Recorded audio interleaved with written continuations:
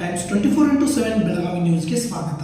ಇಡೀ ರಾಜ್ಯವೇ ತಿರುಗಿ ನೋಡುವಂಥ ಸುದ್ದಿಯನ್ನು ನಿಮ್ಮ ಮುಂದೆ ತಂದಿದ್ದೇವೆ ನೋಡಿ. ಕಸ ವಿಲೇವಾರಿ ಘಟಕ ಅಂದರೆ ಹೇಗಿರಬೇಕು? ಆದರೆ ರಾಯಬಾಗ್ ತಾಲೂಕಿನ ನಿಡಗುಂದಿ ಗ್ರಾಮ ಪಂಚಾಯತ್ ವ್ಯಾಪ್ತಿಯಲ್ಲಿ ಬರುವ ನಾಗಾಳ ಗ್ರಾಮದಲ್ಲಿ ಕಸ ವಿಲೇವಾರಿ ಘಟಕವನ್ನು ನಿರ್ಮಿಸಿದ್ದಾರೆ.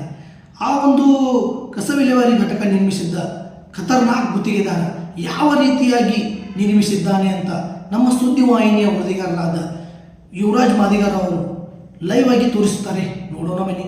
ನಮಸ್ಕಾರ ವೀಕ್ಷಕರೇ, ಟೈಮ್ಸ್ 24x7 ಬೆಳಗಾವಿಗೆ ಸ್ವಾಗತ. ನಾನು ಯುವರಾಜ್. ಈ ಒಂದು ನಿಡಗುಂದಿ ಗ್ರಾಮ ಪಂಚಾಯಿತಿಯಲ್ಲಿ ಈ ಒಂದು ಘನ ಮತ್ತು ದ್ರವ ತ್ಯಾಜ್ಯ ವಿಲೇವಾರಿ ಘಟಕ ನಿರ್ಮಾಣವಾಗಿದ್ದ ಈ ಕಾಮಗಾರಿಗೆ 2021ರಲ್ಲಿ 13,86,000 ಬಿಲ್ ತೆಗೆದಿದ್ದಾರೆ. ಈ ಒಂದು ಕಾಮಗಾರಿಗೆ ಒಂದು ಪತ್ರಾಸ್ ಇಲ್ಲ, ಒಂದು ಕಿಡಿಕೆ, ಒಂದು ಬಾಗಿಲ ಇಲ್ಲ. ಈ ಕಾಮಗಾರಿ ಪೂರ್ತಿ ಗುಣಮಟ್ಟದ ಕಾಮಗಾರಿ ಕಳಪೆ ಆಗಿದೆ. ನೋಡಿ ವೀಕ್ಷಕರೇ, ಈ ಕಾಮಗಾರಿ ನೋಡಿ ಯಾವ ರೀತಿಯಾಗಿ ಕಳಪೆ ಆಗಿದೆ. ನೋಡಿ ವೀಕ್ಷಕರೇ, ಈ ಕಾಮಗಾರಿ ನೋಡಿ ಯಾವ ರೀತಿಯಾಗಿ ಕಳಪೆ ಆಗಿದೆ. ನೋಡಿ ವೀಕ್ಷಕರೇ, ಈ ಕಾಮಗಾರಿ ಇಷ್ಟೆಲ್ಲ ಕಳಪೆ ಮಟ್ಟದ ಕಾಮಗಾರಿ ಆಗಿದ್ದು ಅದೇ ಗುತ್ತಿಗೆದಾರನಿಗೆ ಮತ್ತೆ ನಿಡಗುಂದಿ ಗ್ರಾಮ ಪಂಚಾಯಿತಿಯಲ್ಲಿ ಕಾಮಗಾರಿ ಕೊಟ್ಟಿದ್ದು ಯಾಕೆ?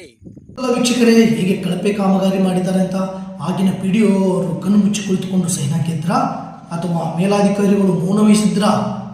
ಈಗಾದರೂ ಎಚ್ಚೆತ್ತುಕೊಂಡು ಕ್ರಮ ಕೈಗೊಳ್ಳುತ್ತಾರಾ ಅಂತ ಕಾದು ನೋಡೋಣ.